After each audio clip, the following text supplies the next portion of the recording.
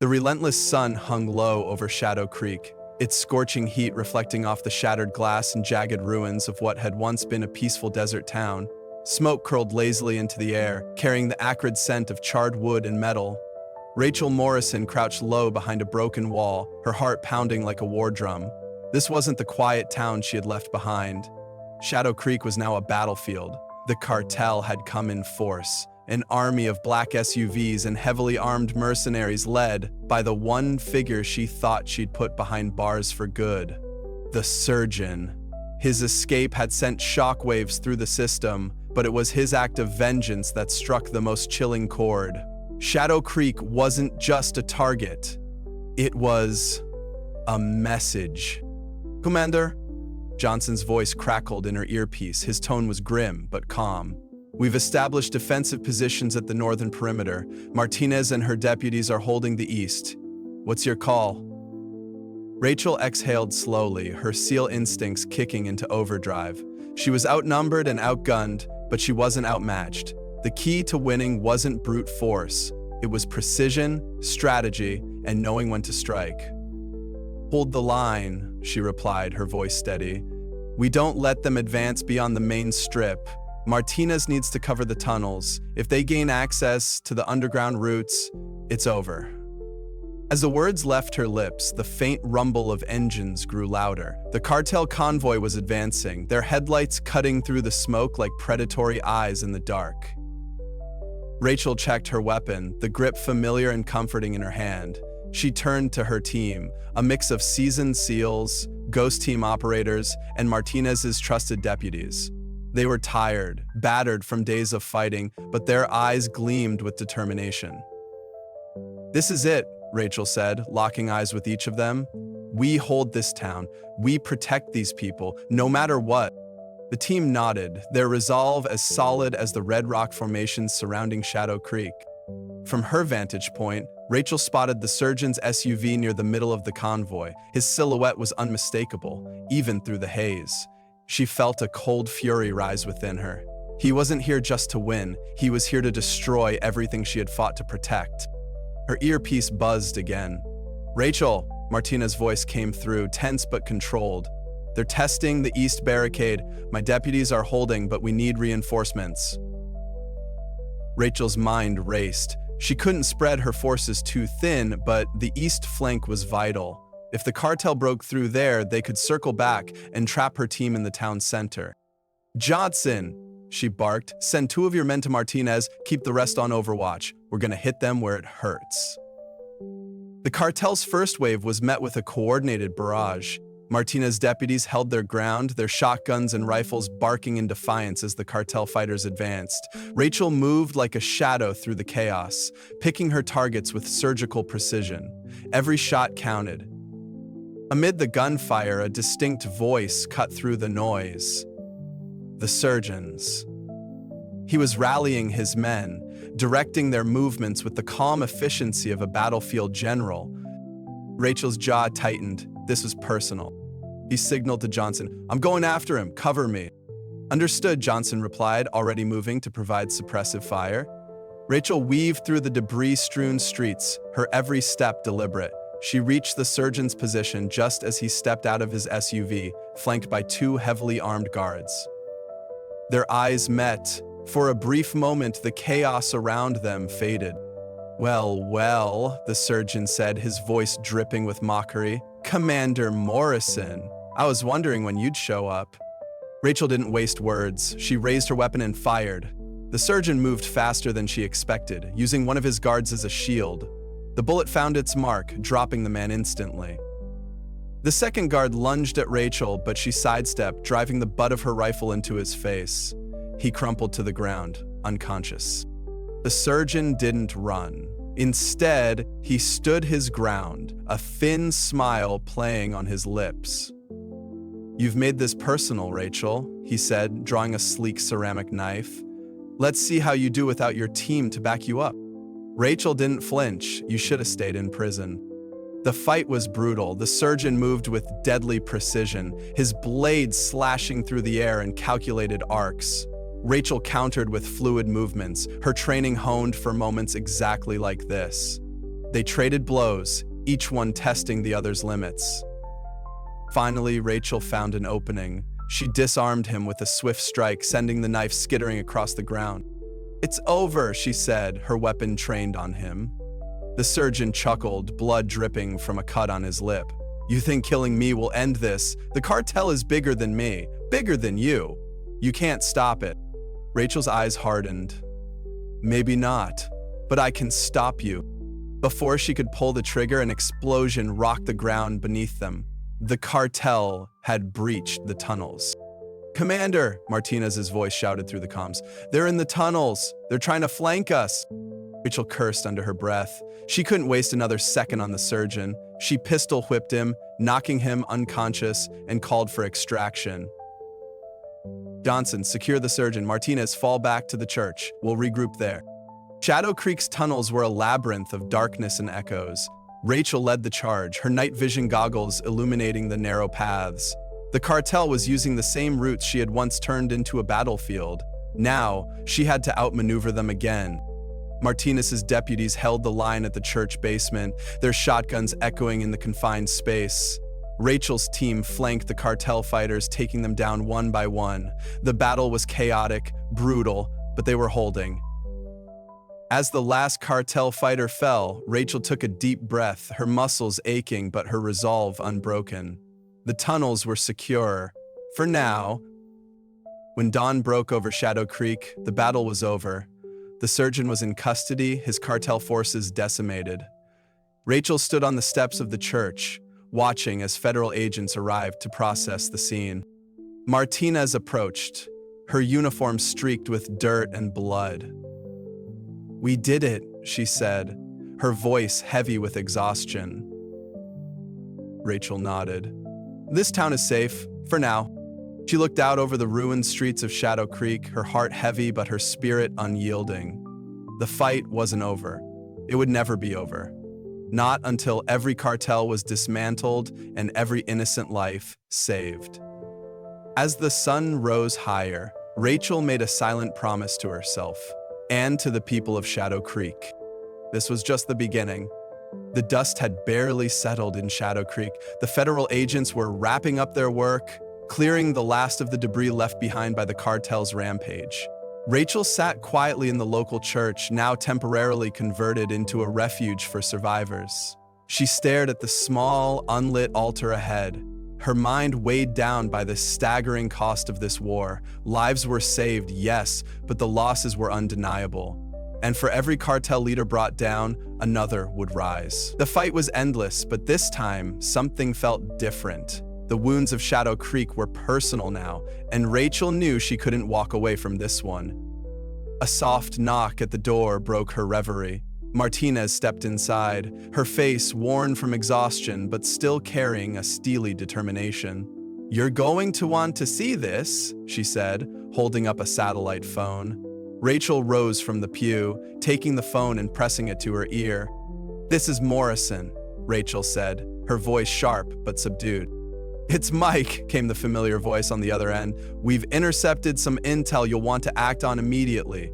There's a splinter cell of the surgeon's operation regrouping just across the border. Shadow Creek wasn't just an act of revenge, it was a diversion. They're moving assets and personnel to a new location." Rachel's jaw tightened. She'd suspected there was more to the attack on Shadow Creek than simple vengeance. "Where?" she asked. "An abandoned airstrip near Sierra Vieja, Mexico," Mike said.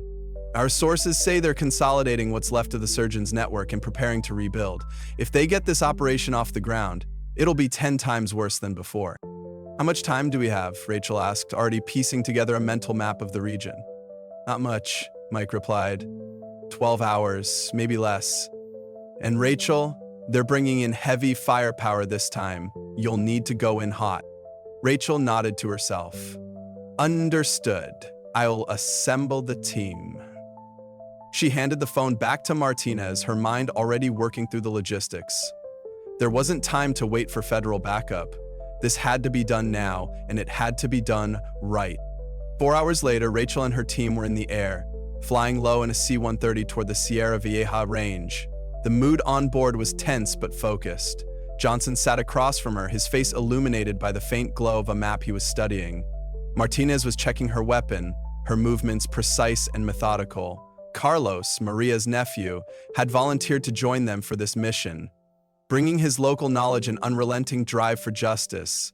The rest of the team, a mix of experienced operators and trusted allies, prepared in silence, each lost in their own thoughts. Rachel stood and addressed the group. "This isn't just another raid," she began, her voice steady but commanding. "This is about shutting them down for good. The airstrip isn't just a regrouping point, it's a launch pad for a larger operation. We've got one chance to dismantle it before it becomes fully operational." She gestured to the map Johnson had pinned to the wall. "The compound is heavily fortified, but there's a weak point, the fuel depot. If we can disable their fuel supply, we ground their planes and trap their personnel. From there, we neutralize their leadership and secure any intel that ties this operation to other networks." "Extraction plan?" one of the operators asked. "We'll be moving fast and light," Rachel replied. "Once the airstrip is secured, we'll call in the federal response team to handle cleanup. But until then, it's just us." The team nodded, their resolve evident. They'd been in tight situations before, and they trusted Rachel to lead them through this one. The desert was eerily quiet as they approached the airstrip under cover of darkness. Rachel signaled for the team to fan out, each member slipping into position with practiced ease. Through her night vision goggles, Rachel could see the compound in the distance, illuminated by harsh floodlights. Trucks moved in and out, their cargo unclear but undoubtedly dangerous. Armed guards patrolled the perimeter, their movements systematic but predictable. "All right, we should be the biggest Spartans out there now. Our job..." "Rachel," keyed her mic. "Johnson, take your team and set charges on the fuel depot. Martinez, you're with me. We'll secure the communications tower and cut off their ability to coordinate reinforcements. Carlos, hold the perimeter and watch for any signs of movement. Stay sharp." The team moved into action. Rachel and Martinez crept toward the communications tower, staying low to avoid detection. The tower loomed ahead, a lattice of steel and blinking lights. Two guards stood at the base, their rifles slung lazily over their shoulders. Rachel raised her hand, signaling for Martinez to take the one on the left. A moment later, both guards were down, silent and efficient. They breached the tower's control room, disabling the equipment with a combination of brute force and technical precision. Rachel uploaded a jammer from a portable device, ensuring that no outgoing signals could be sent. The airstrip was effectively cut off from the outside world. Meanwhile, Johnson's team reached the fuel depot, a sprawling network of storage tanks and pipelines. They worked quickly, planting charges at critical junctures. Johnson keyed his mic. "Fuel depot is set. Give the word and we'll light this place up." Rachel responded, "Hold for now. Let's make sure everyone's in position." But as Johnson turned to signal his team, a distant rumble caught his attention. Through the darkness, he could see headlights approaching, a convoy of trucks, their cargo covered by tarps. He keyed his mic again. "Rachel, we've got incoming. Looks like reinforcements." Rachel cursed under her breath. "Too many," Johnson replied. "We're going to need a bigger plan." The trucks arrived at the airstrip and chaos erupted. Guards scrambled to unload crates from the vehicles, while a group of heavily armed men stepped out, their presence commanding immediate respect. Rachel watched from her vantage point, recognizing one of the men instantly. It was Victor, the surgeon's right-hand man, thought to have been killed during the Shadow Creek raid, was alive and orchestrating this operation. Rachel felt a surge of anger but forced herself to stay focused. "Victor's here," she reported. "This changes everything. He'll be coordinating their defenses. We need to move now." She gave the order and the team sprang into action. Explosions rocked the compound as the charges on the fuel depot detonated, sending plumes of fire into the night sky. The guards scrambled, their organized patrols descending into chaos. Rachel and Martinez led the charge into the heart of the compound, their weapons cutting down anyone who stood in their way. Johnson's team provided cover, their suppressing fire keeping the reinforcements at bay. Carlos and his group secured the perimeter, intercepting anyone trying to escape. Inside the compound, Rachel confronted Victor. He stood in the main hangar, flanked by 2 guards, his face twisted into a smug grin. "Commander Morrison," he said, his voice dripping with mockery. "I should have known you'd follow me here." "This ends now, Victor," Rachel said, leveling her weapon at him. "Surrender, and maybe you'll live long enough to see a courtroom." Victor laughed, a cold, hollow sound. "You don't understand, do you? You can't stop this. For every operation you dismantle, 10 more rise in its place. You're fighting a losing battle." "We'll see about that," Rachel replied. She fired, taking down the guards in a blur of motion. Victor lunged at her, a blade flashing in his hand. The fight was brutal, a clash of skill and strength. But Rachel was faster, stronger, more determined. She disarmed him and brought him to the ground, securing him with zip ties. "It's over," she said, her voice cold. By dawn, the airstrip was secured. The federal response team arrived, taking Victor and the remaining cartel members into custody. Rachel stood on the tarmac, watching as the last of the prisoners were loaded into transport vehicles. The operation had been a success, but she knew the fight was far from over. As the team regrouped, Martinez approached her. "What's next?" she asked. Rachel looked toward the horizon where the first rays of sunlight were breaking through the darkness. "We keep going," she said, "until there's nothing left of them." The others nodded, their resolve unshaken. They were tired, battered, and bruised, but they were far from defeated. Together, they would continue the fight, knowing that every victory brought them one step closer to a world free of the cartel's shadow. For Rachel, the war was personal now, and she would see it through to the end. The ocean stretched endlessly before Rachel, its rhythmic waves crashing against the jagged cliffs below. The salty wind tugged at her hair, and for a fleeting moment she felt a sense of calm, a rare reprieve from the chaos of her life. But it didn't last. Behind her, the world was waiting, full of unfinished business and threats lurking just out of sight. Rachel wasn't one for introspection, but something about this case had burrowed deep into her psyche. Victor's words still echoed in her mind, "You're fighting a losing battle." She clenched her fists, shaking the memory away. Losing wasn't an option, not now, not ever. She turned away from the cliffside, walking back toward the small, unassuming safe house tucked into the hillside. It was remote and quiet, the perfect place to regroup. Inside, Martinez and Carlos were poring over maps and intel on the kitchen table, their voices low and urgent. "Anything new?" Rachel asked, stepping into the room. Carlos looked up, his face shadowed with worry. "We've intercepted some chatter from Victor's associates. It looks like they're planning to move something big, something they were keeping under wraps at the airstrip." "Ha ha!" Martinez nodded. "We found references to a shipment in one of their ledgers, but no details. Whatever it is, it's scheduled to go through the port in Veracruz." Rachel frowned. Veracruz was a major shipping hub, and the cartel's reach there was well documented. If they were moving something through the port, it would be nearly impossible to intercept without serious manpower and resources, neither of which they had in abundance. "Do we have any idea what the shipment is?" Rachel asked. Carlos shook his head. "Not yet. But there's a name that keeps coming up. El Alacron. The Scorpion. Apparently he's overseeing the operation." "El Alacron," Rachel repeated, the name unfamiliar but ominous. "What do we know about him?" "Not much," Martinez admitted. "He's a ghost. No photos, no confirmed sightings, just whispers. But if he's involved, it's big." Rachel sighed, her mind racing. They were walking into the unknown, and every step felt like a gamble. But they didn't have a choice. If they waited too long, the shipment would vanish, and they'd lose their best chance to cripple the cartel. "All right," she said, her voice firm.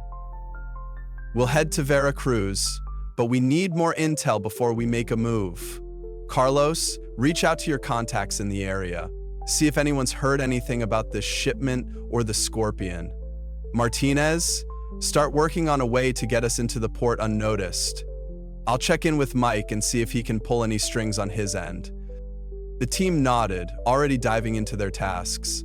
Rachel stepped outside, pulling out her satellite phone. She dialed Mike's number, the familiar static of the connection buzzing in her ear. "Rachel," Mike answered after a few rings. "What's the update?" "We've got a lead," Rachel said. "The cartel's moving something through the port in Veracruz, and it's being overseen by someone called El Al-Alcren. We need intel, anything you can dig up on him or the shipment." Mike was silent for a moment, the faint sound of typing in the background. El Al-Alcren? Yeah, I've heard the name. He's one of their top enforcers, ruthless and efficient. If he's involved, it's not just drugs or weapons. It's something bigger. I'll see what I can find and get back to you. "Thanks, Mike," Rachel said, ending the call. The journey to Veracruz was long and tense. The team traveled in 2 beat-up pickup trucks, blending in with the steady flow of traffic along the coastal highway. Rachel sat in the passenger seat of the lead truck, her eyes scanning the road ahead. Martinez drove in silence, her hands gripping the wheel tightly. Behind them, Carlos and Johnson were in the second truck, their radios crackling with occasional updates from local contacts. The closer they got to Veracruz, the more the tension seemed to grow. This wasn't just another mission, it was a high-stakes gamble with no margin for error. They arrived in Veracruz at dusk, the city bathed in the warm glow of the setting sun. The port loomed in the distance, a sprawling maze of shipping containers and cranes silhouetted against the horizon. Rachel guided the team to a safe house on the outskirts of the city, a nondescript apartment rented under an alias. Inside, they set up their operation. Carlos spread out a map of the port on the table, marking key entry points and potential blind spots. Martinez worked on hacking into the port's security system, her laptop humming softly. Johnson checked their gear, making sure everything was ready for the mission. Rachel stood by the window, looking out at the city below. Veracruz was alive with activity, its streets bustling with vendors, tourists, and locals. It was a stark contrast to the grim reality of their mission, a reminder of what was at stake. "Got something," Martinez said, breaking the silence. "The port's security cameras are on a rotating cycle. If we time it right, we can get in and out without being spotted." Rachel nodded, stepping over to the table. "Good work. What about the Scorpion? Any sign of him?" "Not yet," Martinez admitted. "But there's a private dock that's been flagged as high priority. It's heavily guarded, and there's been a lot of activity there in the last 24 hours. If I had to guess, that's where the shipment is." Rachel studied the map, her mind working through the possibilities. The private dock would be their best shot, but it was also the most dangerous. They'd need to move quickly and efficiently, with no room for mistakes. "All right," she said. "We'll hit the private dock tonight. Martinez, keep monitoring the security feed. Carlos, you're with me and Johnson on the ground. We'll breach the dock and secure the shipment. Let's move." The night was thick with humidity as the team approached the port. They moved like shadows, slipping through the gaps in the security patrols. Rachel led the way, her senses sharp and alert. The private dock came into view, its floodlights casting harsh beams across the water. They spotted a group of men unloading crates from a cargo ship, their movements hurried but precise. At the center of it all stood a man with a distinct presence. A tall, imposing figure with a shaved head and a scorpion tattoo on his neck. "El Al-Alcren," Rachel whispered, her grip tightening on her weapon. The team moved into position, their movements silent and coordinated. Rachel signaled to Johnson, who set a flashbang at the edge of the dock. When it detonated, chaos erupted. The guards scrambled, their shouts echoing across the water. Rachel and her team moved in, their weapons trained on the enemy. The firefight was intense but brief, their precision overwhelming the cartel's forces. Al-Alcren tried to flee, but Rachel was faster. She tackled him to the ground, pinning him with one knee. "It's over," she said, her voice cold and unyielding. But the Scorpion just smiled, his teeth stained with blood. "You think you've won?" he rasped. "This is just the beginning." Before Rachel could respond, an explosion rocked the dock, sending a shockwave through the air. She looked up to see one of the cargo ships engulfed in flames, its contents obliterated. "What the hell was that?" Johnson shouted, running over. Rachel stared at the burning wreckage, her mind racing. The shipment was gone, but the fight was far from over. Whatever the cartel was planning, it was bigger than she'd imagined. And she wasn't about to back down. Rachel's gaze lingered on the burning wreckage as her mind raced to decipher the deeper meaning behind El Alacrane's parting words. The explosion wasn't a desperate move. It was calculated. It was a message. And Rachel hated that she didn't fully understand it yet. She motioned for the team to regroup. Martinez had already taken cover near the dock's entrance, her laptop clutched protectively under her arm. Carlos and Johnson moved swiftly to secure their perimeter, ensuring there were no lingering threats. Meanwhile, El Alacrane lay slumped against a shipping container, handcuffed and surprisingly calm, his expression unreadable. "Search him," Rachel instructed Carlos, who complied, patting down their captive. Carlos pulled a small device from El Alacrane's jacket pocket, a flash drive, sleek and unassuming. "This is all he had," Carlos said, holding it up. Rachel narrowed her eyes, her gut telling her the drive was important. She pocketed it, making a mental note to analyze it later. For now, they needed to retreat before reinforcements arrived. "Martinez, where are we on exfil?" Rachel asked as they began moving back toward the vehicles. Martinez tapped furiously at her laptop, her fingers flying over the keyboard. "Give me 2 minutes. I'm disabling the camera feeds and scrambling the cartel's comms. We should have a clean exit." The sound of distant sirens began to fill the air, growing louder by the second. Rachel clenched her jaw. 2 minutes felt like a lifetime when time was running out. "Hurry," she urged. As they moved, Rachel couldn't shake the feeling that they'd missed something. The shipment, the explosion, the Scorpion's cryptic words. It all felt like pieces of a puzzle she couldn't quite put together. She glanced at El Alacrane, who was being half-dragged by Carlos. His smug expression only deepened her unease. Finally, Martinez closed her laptop with a snap. "We're clear," she said. "Let's move." The team piled into the trucks, the engines roaring to life. Rachel took the driver's seat in the lead vehicle, with Martinez riding shotgun. Carlos and Johnson secured El Alacrane in the back of the second truck, double-checking his restraints. They sped away from the port, the sirens fading into the distance as they disappeared into the maze of Veracruz's streets. As the car sped, they spent minutes remembering what to do and their names to count. Back at the safe house, the atmosphere was tense. El Alacrane had been locked in a makeshift holding room, and the team gathered around the table to debrief. Martinez had already plugged the flash drive into her laptop, her brow furrowed in concentration as she sifted through its contents. "It's encrypted," she said after a few minutes. "But it's using a pretty outdated algorithm. I can crack it. It'll just take some time." Rachel nodded. "Do it. Whatever's on that drive might be the key to figuring out what they're planning." As Martinez worked, Rachel turned her attention to El Alacrane. She stepped into the holding room, closing the door behind her. The Scorpion looked up, his eyes glinting with amusement.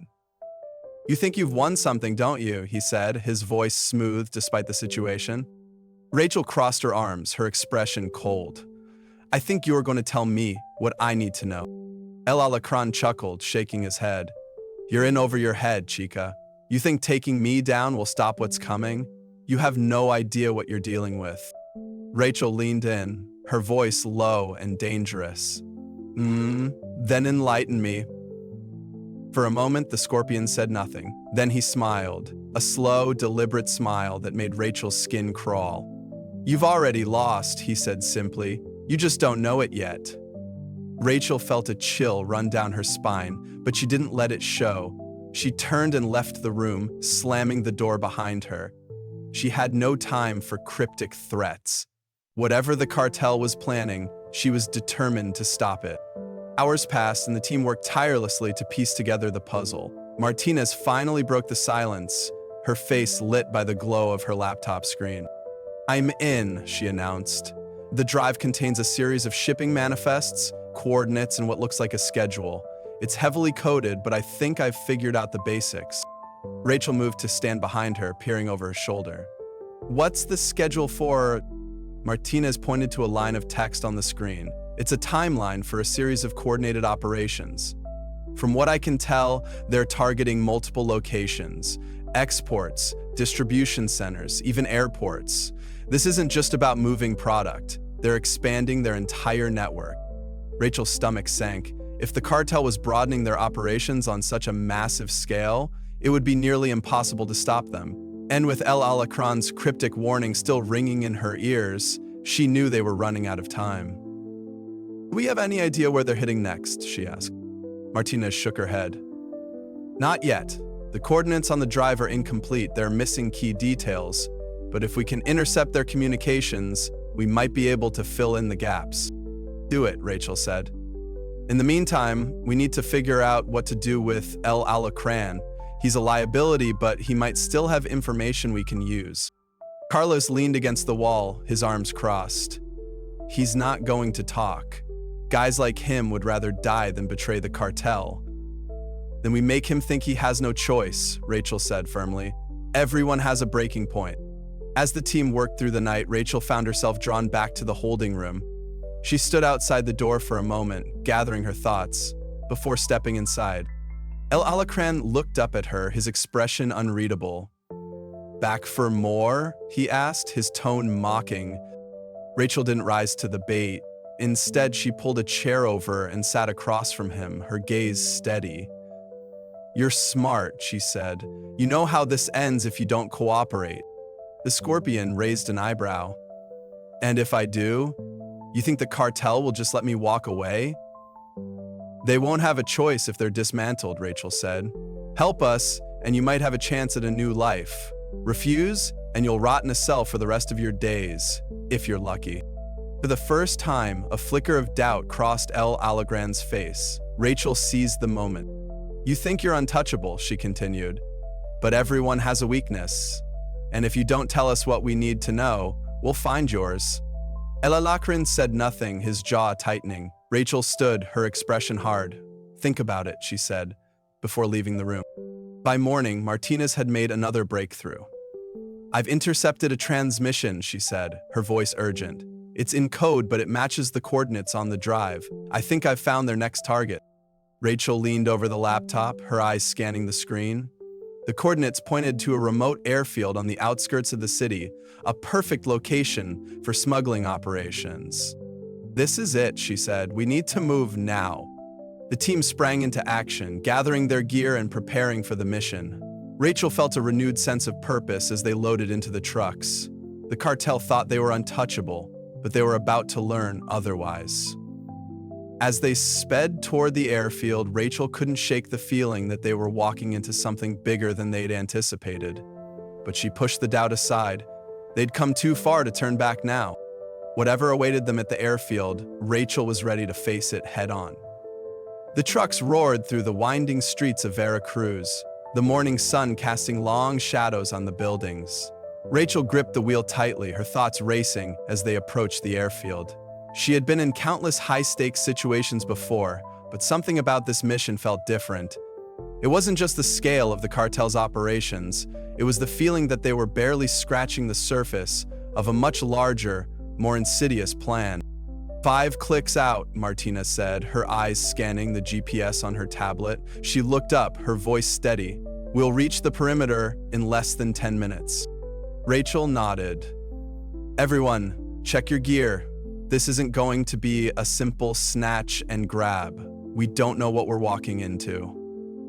In the back seat, Carlos and Johnson double-checked their weapons and equipment, their faces set with determination. They had been through enough missions together to trust each other implicitly, but even they seemed to sense the gravity of the situation.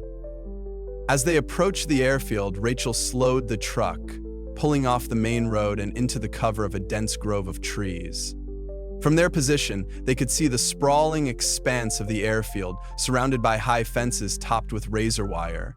A cluster of hangars and warehouses stood near the center, with a handful of armed guards patrolling the perimeter. "Martinez, what do you see?" Rachel asked.